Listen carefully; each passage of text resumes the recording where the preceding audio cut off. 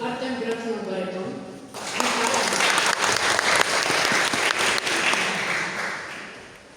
Сьогодні вперше з нами Уляна Ваганова.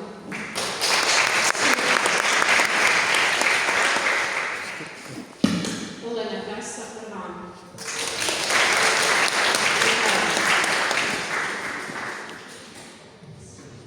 Розпочинаємо. Будьте уважні, вона дуже старається. Флоренс.